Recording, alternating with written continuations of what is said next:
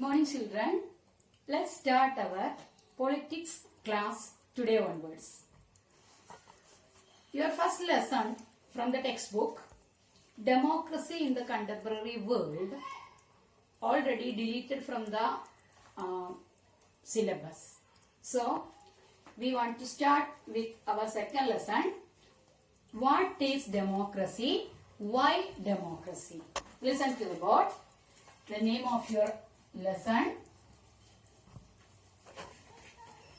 What is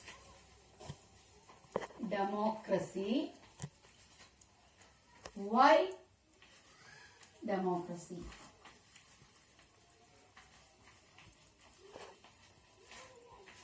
What is democracy? Why democracy? This is the lesson we are going to discuss.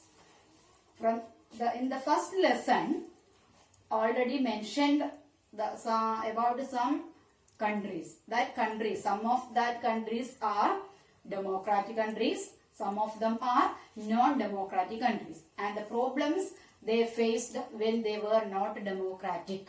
Okay, many things discussed in that lesson. It's somewhat complicated. That may be it deleted from the syllabus. Anyhow, in the second lesson, we are discussing about some features of democracy. Okay, you may have heard the definition of democracy from many books. According to Abraham Lincoln, democracy is a rule of the people, for the people, and by the people. From that explanation or from that definition, we can clearly understand that in a democracy, everything is people. Okay. So, in this lesson, we want to discuss something about the features of democracy. After learning this lesson, we should be able to say a clear definition for the democratic country.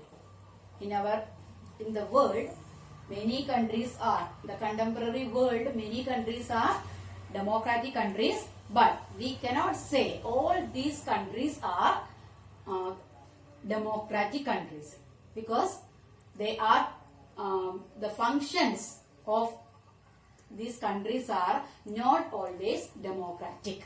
Some countries pretending they are democratic countries. But when we discuss more about that countries, then we can understand that these are not functioning in a democratic way. Okay. Here, we called some of these democracies. Others were described as non-democracies. In that lesson, first lesson, Chile, Poland, and Ghana. These three countries are, the matters of these three countries are mentioning in that lesson. Chile, Poland, and Ghana. How these countries changed the form of government. They were non-democratic and how they changed into democratic. Okay. So, what do you think is a common thing for a democratic country? There should be an election. Okay. The rulers are elected by the people. Okay. We could start with a simple definition. Democracy is a form of government in which the rulers are elected by the people. This is a useful definition, or this is a useful starting point to us. This definition allows us to separate democracy from forms of government that are clearly not democratic. With this definition, we can identify the governments which are democratic and which are non-democratic. Okay. the kings of Nepal and Saudi Arabia. That also mentioned in the first lesson. Kings of Nepal and Saudi Arabia. There are in Saudi Arabia we know that there is it is not a democratic country. The kings of Saudi Arabia, they are not elected by the people. They are ruling the country only because they are born in a royal family. Okay, they are not elected by the people. This simple definition is not adequate. It is not enough. This simple definition, which simple definition? It is the form of government in which the rulers are elected by the people. Democratic country should be a country ruled by a person elected by the people. That is not enough to explain about a democracy. See, the simple definition is not adequate. It remains as that democracy is people's rule. But if we use this definition in an unthinking manner, we would end up calling almost every government that holds an election a democracy. That means with this definition, only if we think this in a different way, we can find out many countries are pretending they are democratic countries because they are conducting elections. But that thing we can't, that it is not correct. Okay, as we noted in chapter 4, every government in contemporary world wants to be called a democracy, even if it is not so. See, in coming lessons we'll discuss that in the contemporary world almost all countries are democratic countries, even if it is not so. They all wanted to call democratic countries even if they are not so. That means even if they are not functioning in a democratic way, but they are conducting elections. So all these countries are like to call democratic countries. That's why we need to carefully distinguish between a government that is a democracy and one that pretends to be one. We want to carefully distinguish these countries. Okay, which are really democratic, which countries are pretending to be democratic. Okay. We can do so by understanding each word in this definition carefully and spelling out the features of a democratic government. See, we have started with a simple definition that democracy is a form of government in which the rulers are elected by the people. This raises many questions. When we give a definition, democracy is the rule of people, or democracy is a form of government in which the rulers are elected by the people. Indirectly, it is the rule of the people. When we go through that definition, many questions will raise in our mind. Who are the rulers in this definition? Here some questions are given. Okay, some questions given to you. You want to read it and think about it. I will read the questions. Listen. Who are the rulers in this definition? Which officials must be elected for any government to be called a democracy? Which decisions may be taken by non-elected officials in a democracy? Okay, who are the rulers in this definition? Here says that democracy is a form of government in which the rulers are elected by the people. The rulers. Here, who are the rulers? Okay, what kind of rulers? And which officials must be elected for any government to be called a democracy? Okay, which kind of officials want to elect for the government or to form the government? Which decisions may be taken by non-elected officials in a democracy? In a democracy, there should be non-elected officials also. So, what kind of decisions they want to take? The non-elected officials. Then, what kind of election constitutes a democratic election?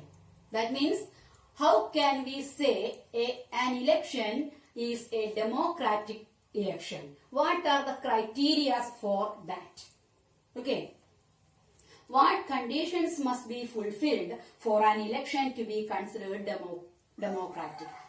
How can we say this election is a democratic election?